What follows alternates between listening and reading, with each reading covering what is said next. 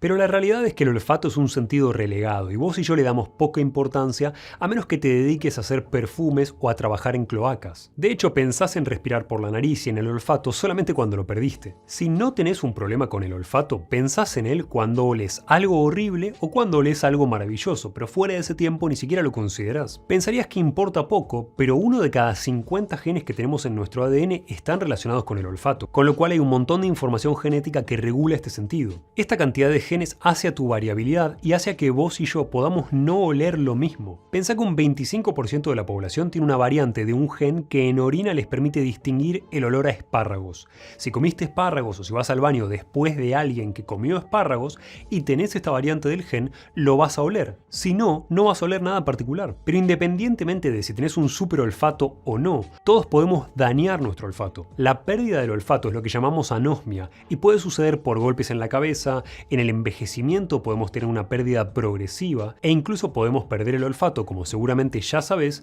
por infecciones respiratorias como el COVID en su momento. Podemos pensar en perder cualquiera de los 5 sentidos que todos conocemos, pero realmente tenemos más sentidos que llamamos secundarios, como la capacidad de detectar cambios de temperatura, que tenemos receptores en piel y en mucosa para eso, pero que no son realmente parte del tacto. Tenemos la capacidad de sensar cómo estamos, de sensar nuestra postura, incluso cuando tenemos los ojos cerrados, y lo podemos hacer midiendo lo que llamamos propiocepción, y obviamente podemos detectar dolor y cosas como la aceleración a la que sometemos a nuestro cuerpo. Tu detección de cualquiera de estos sentidos, de los principales o los secundarios, puede ser mejor o peor que la del resto, pero todos estos sentidos transforman información que puede ser química, electromagnética o mecánica en algo que llamamos potenciales de acción que nuestro sistema nervioso puede interpretar a través de un proceso que llamamos transducción. Pensá que todos los sentidos funcionan de una manera diferente. La vista funciona gracias a un estímulo electromagnético, que es la luz, el tacto gracias a receptores mecánicos, cuánta presión estoy haciendo sobre algo con mi mano, y el gusto y el olfato funcionan gracias a estímulos químicos. Además, como te mencioné antes, cada tipo de neurona que vos tenés en tu epitelio olfatorio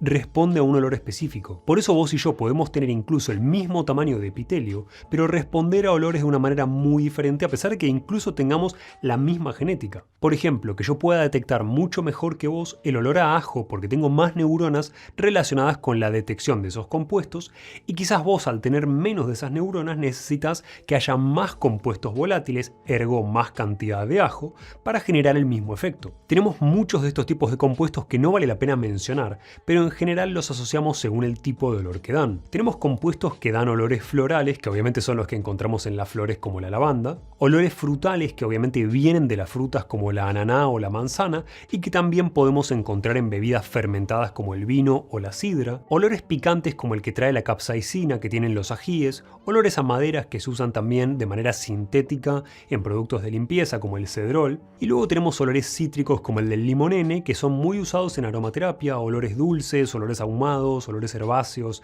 incluso olores a fermento, a nueces, a animales, y tenemos por supuesto olores sintéticos como el del calone o calona en español, que se usan porque generan un olor que asociamos con la brisa del mar. Lo interesante de todos estos compuestos es que cosas que huelen habitualmente mal, como nuestra materia fecal, tienen muchos compuestos responsables de ese mal olor, y en el caso de la materia fecal, la incapacidad de metabolizar y de absorber las proteínas y aminoácidos correctamente, o cuando consumimos mucha cantidad de proteínas y no podemos aprovechar todos esos aminoácidos, agravamos y aumentamos mucho la producción de compuestos volátiles que dan olor a podrido, como el sulfuro de hidrógeno o la putrescina. Mientras que si tenés un problema más ligado a la digestión y absorción de carbohidratos, que son algo más raro, podés acumular ácido butírico que tiene un olor que asemeja ligeramente al vómito. Y otros olores que huelen bien y que disfrutamos, como el olor del césped recién cortado, en realidad se deben a la liberación de compuestos volátiles de hojas verdes como el hexanal, que son liberados cuando cortamos el pasto como mecanismo de defensa por un césped que obviamente busca no ser cortado. Con lo cual es paradójico que el pedido de ayuda del césped sea el que nosotros disfrutamos a nivel de olfato.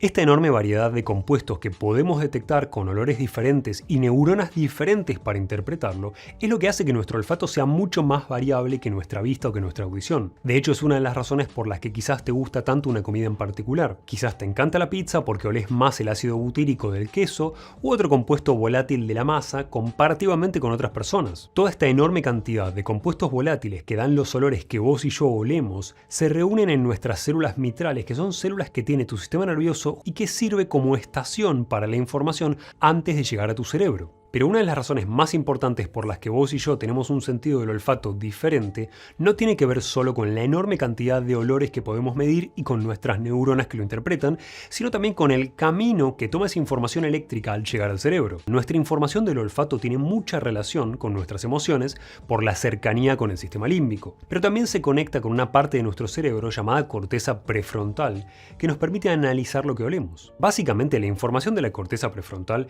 es la que te va a permitir decir: esta pizza representa más de 1000 calorías, no sé si es la mejor idea comerla entera, y la información asociada con tu memoria y con el sistema límbico y las partes emocionales es lo que te hace recordar esas noches de fin de semana de cuando eras chico y comías una pizza con tus amigos, y obviamente te incita a comer la pizza entera, tratando de rememorar esos momentos, esas sensaciones de una época más simple. Pero esas mismas conexiones a centros emocionales y a centros como la amígdala que disparan tu lucha o huida, a su vez son centrales para hacerte sobrevivir. Por ejemplo, si tu olfato detecta humo y detecta que algo se está quemando, va a disparar la actividad simpática de tu cerebro, y estos efectos, esta información innata, genera una respuesta tan importante que si vos estás durmiendo te va a despertar, obviamente, para protegerte del peligro del fuego.